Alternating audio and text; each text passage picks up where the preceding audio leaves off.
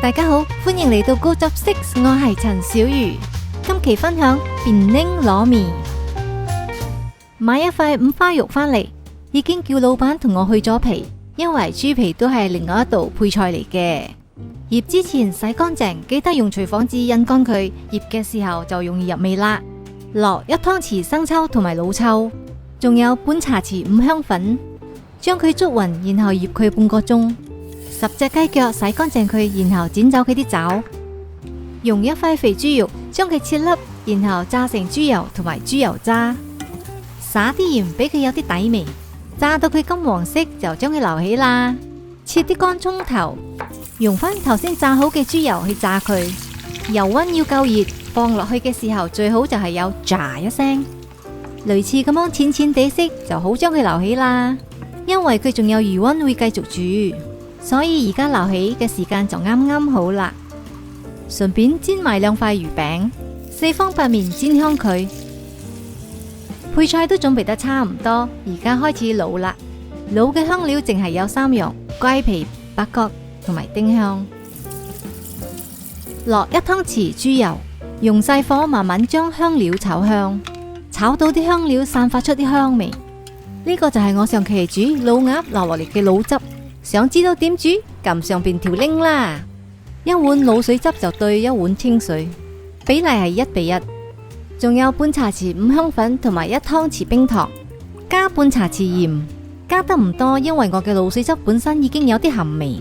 用中火先將佢滾起，滾起啦就可以將頭先醃好咗嘅五花肉放落去，仲放埋烚熟咗嘅雞蛋同埋啲雞腳落去。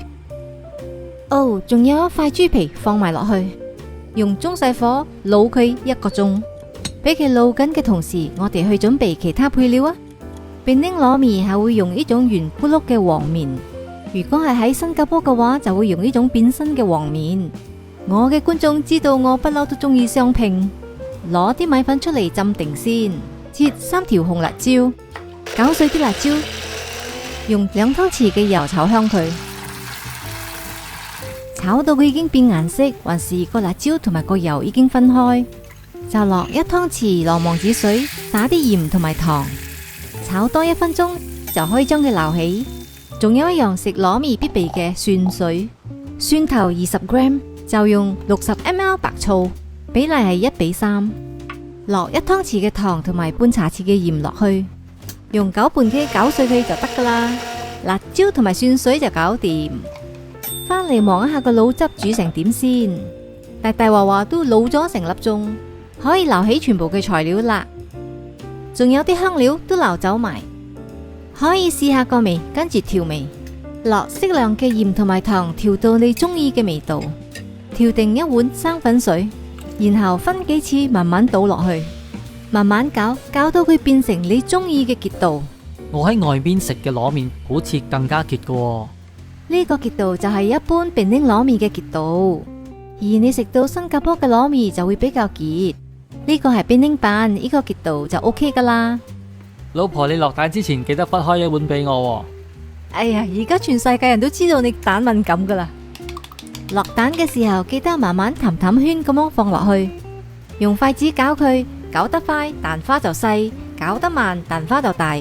中意大定細，隨大家喜歡啦。切埋頭先滷好咗嘅五花肉，哇，睇下都仲保留個肉汁同埋幾柔軟。仲有塊豬皮、滷蛋同埋魚餅，烚下啲芽菜、黃麵同埋米粉，咁就可以開始擺盤啦。頭先你話新加坡嘅滷麵比較結，檳城嘅呢就比較稀，佢哋係咪唔同派啊？其實普遍嚟講，新加坡同埋便寧嘅滷麵其實係同一派，反而吉隆坡嘅係另外一派。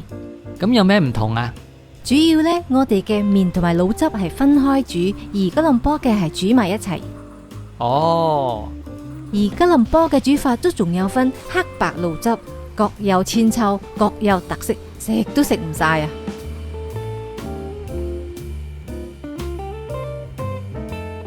我定期會分享南洋餸菜 ，subscribe 我個 channel， 一上片就會通知你噶啦。咁我們就下期再見，拜拜。